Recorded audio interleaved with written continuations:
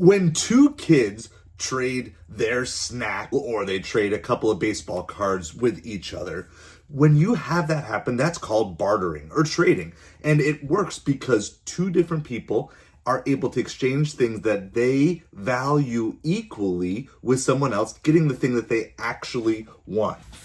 So you see, person one and person two, whatever they've got their bag of cookies and they got their bag of chips, and there's a trade that goes on. Trades equal win-win. We're going to talk all about the basics of trading and bartering as the starting point for understanding the basics of economics. What is bartering or what is trading? Well, it's when two goods or services are exchanged without any money being involved, right? And so a lot of times when we think of exchanges of goods and services, we're thinking about money, right? Piles of cash exchanging hands. But if you're in a trading or a bartering system, there's no actual money that needs to exchange in this, and it doesn't have any limit on the value that you can exchange so long as both parties can find things of equal value as you go. So here are the simple steps for it. 1, you have something. 2, someone else has something. 3, you both want what each other have, and you make the trade because you both value it equally. So for example, your cookies for their Twinkies in your school lunch. If you have firewood that somebody wants and they have meat that you want. When you make this trade, the goods go from one side to the other. No cash needed. You don't have to have money. And in fact, sometimes it's preferred even over exchanges of money. When does bartering or when does trading work well? Well, there's obviously no limit as to when it can and can't work, but we're going to stick with some of the basics. First of all, small personal items. So something like baseball cards or Pokemon cards. That's going to work well. Why? Because it's relatively small in value. Even if you make a slight miscalculation of the value, most of the time you're not going to be horribly sad or horribly disappointed, and it's probably not something that you couldn't get back at some point down the road. Also, local communities and organizations, it can work for trade. So for example, if someone has a bunch of chicken eggs and they aren't necessarily looking for money, but they're looking for exchange of some other good or service or something else that they're looking for, it can really work well when people are rich in possessions, but not necessarily cash rich. And, of course, ideally you would love to have tons of cash, but you're not always in a situation where you have cash. And so sometimes that exchange where I can get the thing that I want without actually expending any of my dollars in doing that. And then anytime that you can just barter services. Again, exchange in equal value or equal time. If you think about it, if you're like a family on a camping trip, that's basically what you're going to be doing. One person's going to go out and they're going to collect the firewood. One person's going to prep the food for supper, right? One person is going to maybe set up the tent. And as you come together, it's essentially a bartering service because no one's getting paid for any of those services, but in exchange for one person collecting the firewood, another person's going to make supper and another person's going to set up the tent. And that way everybody works. And so it does work within certain contexts. And specifically the primary context here is that it's not forced, that it's something that everybody is agreeing upon. Why does bartering work, at least on a basic level? Well, every person is receiving something that they value more, or sometimes equally, but equal or more than what they gave up. As soon as people start to not believe that they are getting the best deal, if they feel like someone is not treating them honestly or fairly, then that's going to certainly hurt it. But also, as good deals go down, then you will build more community and you'll build more trust because you realize, hey, they didn't try to rip me off the last time. They're going to be trustworthy this next time as well. This is what we want excuse my heart, but you want this exchange to happen in a way that everybody ends up happy, right?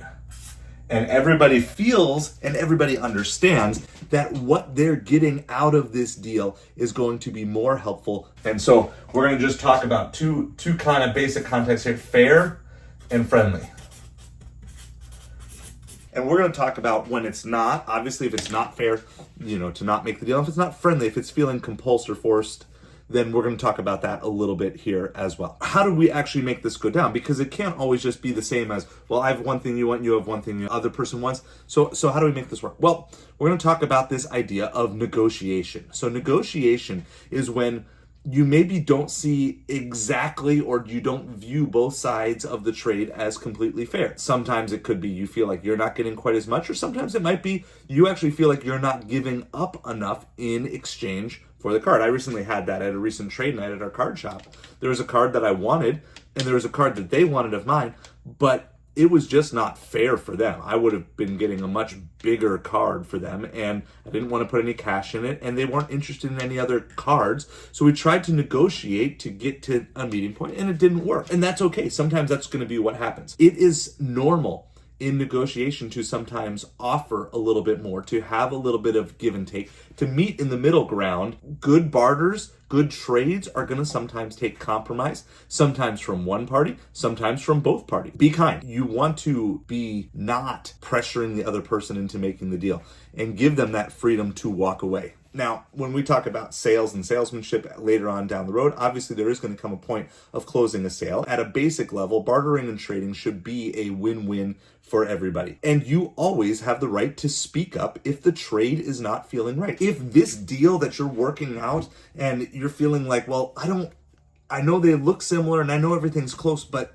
I just feel like I'm getting the raw end of this deal. It's okay to walk away if you just can't see eye to eye. What we want to have in here is this idea, and this is going to be a very poorly drawn scale, but this idea that you want the scale to be balanced and you want this to be equal. You want what both sides are getting to work in a way that both people are feeling like they won the trade. And so we're going to just say fair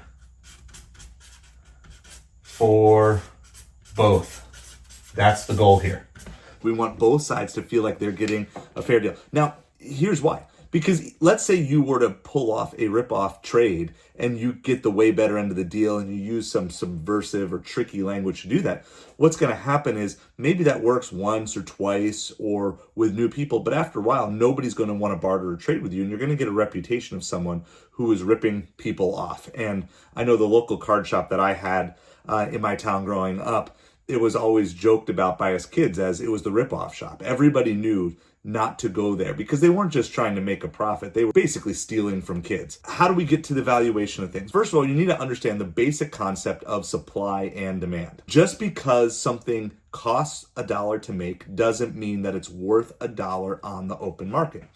This card maybe could cost $1 to make, and because of demand, it could be worth $5 in the open market, or because of lack of demand, it could be worth probably more like what it actually is, 5 cents on the open market. The production cost doesn't inherently give something its value. If more people want something, it's generally going to become more valuable because the demand is going to go up. Generally, you're looking to value things when supply goes down and demand goes up, then prices go up. Okay? But then just the opposite is true. When supply goes up and demand goes down, then generally prices will go down. Well, a handful of years ago, there were these very trendy toys called fidget spinners, and everybody wanted them. They were super popular, and the supply of them when they first came out was so low. They were impossible to find.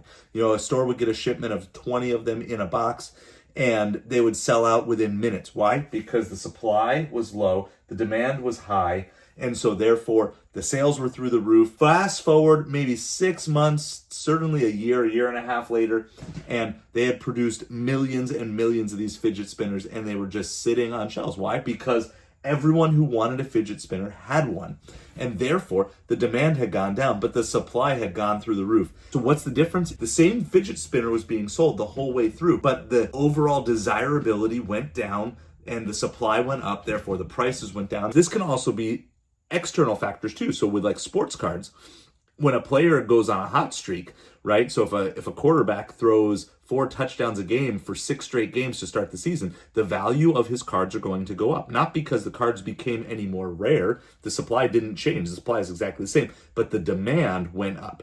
And so that can happen. And of course, the same thing can happen as well. Like if a player gets injured or their career is suddenly over, all of a sudden everyone's like, well, there's no real hope for them to increase their stats anymore. So then the demand goes down drastically. And this can be not just like 5 or 10%. This can be 80, 90, 100% to the downward side sometimes, where basically you can go from a hot prospect to a literal common in a year. Or you can also go to the positive side, where a card that was originally $20 is now selling for $100. No one's getting ripped off in that, because everyone is valuing things based on the supply and the demand in the market. This market, right, and you're going to see this if you ever get involved with investing, you're going to see charts that go like this, right? And then this could be like an upward trend in a market, or the value of something might go down, downward trend. Okay, values change, and sometimes they change fast. Okay, and this is important to know, because if you just have this hope of, well, I'm just going to buy these cards and I'm just going to wait for them to go up in price over a long period of time, they're worth $10 today. There's no guarantee that that's going to happen. Those cards that are worth $10 today could literally be worth 10 cents next month if the right things happen, or in that case, if the wrong things happen. Those $10 cards could be worth $100 in a bunch of years, but it would have to be a whole bunch of correct things that would happen in the first place. What happens when bartering breaks down? What happens when you just can't make a trade? So here's a couple of different problems that you might face. First of all, you might not be able to find anyone who actually wants what you have. You might have the coolest thing in the world, right? Like, you know, this Dymo printer might be worth $15, but if I'm trying to trade it with someone for a $15 sports card, might not be anyone who owns that $15 sports card who values that printer, because they just simply don't want it. If you bring a bunch of sports cards to a Pokemon trade night, you're probably not going to find many people who are there to trade with you. There's another way that these trades can break down, and I kind of alluded to this previously, but it's if you want something significantly bigger and you don't have the right thing to trade for it. Okay, so for example, let's say I find someone who's interested in this, but they only want to trade me this 10, 15 cent card for it. I'm not going to want to make that trade, right? Like, because to me, I'm thinking, well, that's a ripoff. Why would I want to trade this $15 thing for a 15-cent card? And to them, they're thinking, well, I don't really want it, but I could probably find a place to go sell this for $5 somewhere, and I'd be willing to trade this card to do the work. If you ever go and try to haggle or negotiate at a garage sale, you have people who are just overvaluing the stuff that they're trying to get rid of. The other thing, and this is also very common, especially when you're trading among kids, is that you just simply, that person values it more than what it's probably worth on the open market. And so if I were to come and tell you, like, yes, I've got this label printer, and yeah, it's worth $15 in the open market, but let me tell you, this isn't special. This one's mine. This is my first ever label printer. I got this label printer from my grandma. That's the last Christmas present that I ever got from her. I'll trade it, but only for a $100 card. You'd be like, well, wait a second. Your personal connection to that item has no bearing on its value on the open market. It's worth more to you. And so we're going to give some tips regarding this when you're talking about like personal keepsakes and stuff like that. But simply, if you value something way higher than pretty much anyone else does, it's going to be hard to negotiate a deal in that. And lastly, emotional, sentimental reasons. I have a bunch of yearbooks, and I'm not looking to trade them, but if I were, those yearbooks are probably worth far more in sentimental value to me than they would be to any single person who is interested in any of them. A lot of times it's easiest to trade and barter within the same framework. You know, so you could trade a baseball card for a football card, or a football card for a Pokemon card, or you could trade your Twinkie for someone's Doritos. Like, those are all reasonable things. But when you start to try to really do crazy trades across different niches and genres, it gets a lot harder. Doesn't mean it can't be done. You have to find someone who has something that you value and wants the thing that you have, even though those two things have nothing to do with each other. The other side is just the pure scarcity value of it to you. So let's say you have a little hobby farm and you only have one goat, and that goat provides milk. You're going to value that goat much more than its just pure replacement value. You're probably going to want something a whole lot more because, okay, now you got to go get yourself another goat. Sometimes it's going to break down, but it doesn't mean you shouldn't try. It doesn't mean that just because a trader or a barter or no negotiation breaks down, that it wasn't worth it. It's always worth it for the learning experience. It's okay. I'm going to write this sideways here. It's okay to walk away. And actually, Sometimes it's even more than okay to walk away. Sometimes the best negotiating tactic you have is to walk away. Because maybe as you walk away, the person says, well, I know I value this a little bit more, but I really do want that. Sometimes that idea that you're willing to walk away is going to actually get you a better deal. So how do we barter well? We've gone over a bunch of these, but we're gonna cover this in a very generic sense, and I'm gonna actually write our phrase first before we go over the practical tips. But we're gonna do 2 parts here. Okay. This is my brain. Okay. Okay. So we're gonna learn, and then we'll try to draw a better heart. No, it's still not any better. Learn and be fair.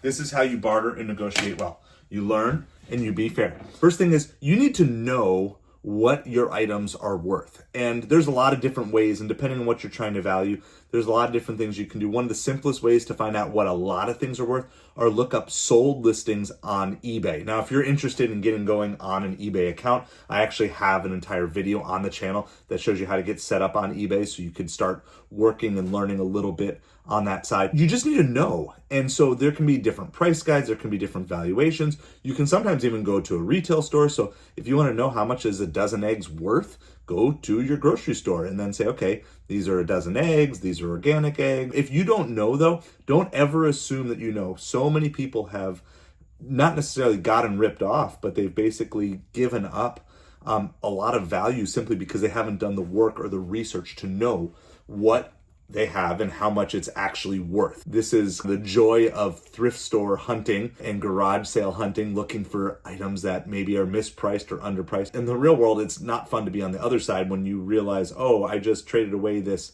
card for a good $10 card, but then I found out my card was actually worth $100. Eventually, you're going to make some bad trades because of this, but it's generally because you don't know what the item you have is worth, or that you don't know what the item that you are wanting to acquire is worth. The next thing is this, and I would highly recommend this: never bring anything with you to a trade or to a barter that you can't replace or that you don't understand. If you can't trade it, don't bring it to a trade night, right? Like, that's the advice I always tell my kids. Like, just have your box. If you've got your box of your stuff in your PC, and I don't care how much it's worth, whether it's worth a penny or whether it's worth $100, doesn't matter. Keep that in your box. Don't bring that to trade night, because then you're never going to accidentally trade away something with sentimental value. So take the emotion out of it. I'd highly caution you about ever trading away things that are irreplaceable. If we're talking about an actual blanket that your grandma crocheted or knitted for you, those things are things that you can't get those back. Once they're gone, they're gone. The next thing is this: be honest about what you're offering. Sleazy people will try to hide flaws. Honest people will disclose flaws of products. And it's perfectly fine. In fact, you're going to become much more trusted if you're just like, hey, look, I've got this card. It's kind of cool, but there is some damage that's right across it here that's going to definitely lower the value. I still think it's a cool card. I would value it at this amount because of the damage. But if instead you try to put it in like a hard case, and then you put a sticker over it, and then all of a sudden, you're like, hey, look at this card. It looks really good. And that puts you in that sleazy and dishonest category that you really don't want to be, because even if you get away with it, one, you might feel guilty. And even if you don't feel guilty, eventually that reputation is going to catch up to you, and it's going to keep people from wanting to do deals and barters and trades with you in the future. The next thing is this: if the deal feels wrong, you always can say no. Until you've shaken hands, until you've signed the paper, whatever your final step is, you can always say no. And you should never feel bad about saying no. The next thing is practice negotiating kindly. Don't ever put pressure on other people. Now, we're going to talk down the road about sales and closing sales, but you want to keep it friendly. You want to keep it honest, open. Sometimes you're going to do a trade and it's going to go wrong. I can remember this trade that I made back in 1989. I can remember the year. I opened one pack of 1989 Upper Deck and I pulled the Ken Griffey Jr. rookie card. Of course, when word got around the neighborhood that I had the card, that was the card to have in 1989, well, then everybody came up and was trying to trade with me, and I ended up trading that Ken Griffey Jr. card away for a Darryl Strawberry and Frank Viola rookie card. They threw a lot of stuff, and it was better stuff than anyone had ever offered to trade me in my life. And because I didn't really know the value of it. I definitely had that pit in my stomach not long afterwards.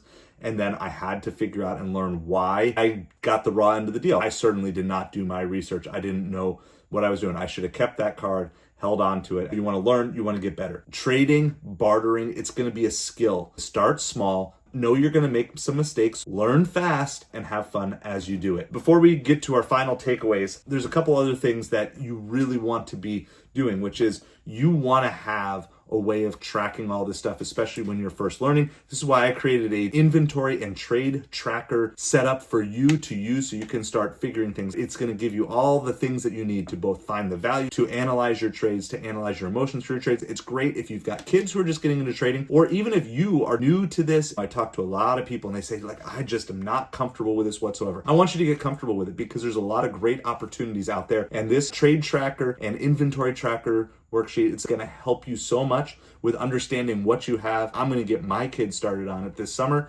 on starting to track their actual collections as they want to get a little bit more serious in some of the trades that they're making, and to really start inventorying what they have to not be uncomfortable as they get older with bartering and trading with other people. You can purchase it. We can get the link to it. It's available down in the comments down below. Bartering, trading can be awesome. Sometimes though, you're not going to be able to find the right trade. Well, that's where money steps in. Hit that like, hit that subscribe, so that way you'll be notified when we come and put together the next video on how money actually works in the exchange of these goods where bartering breaks down.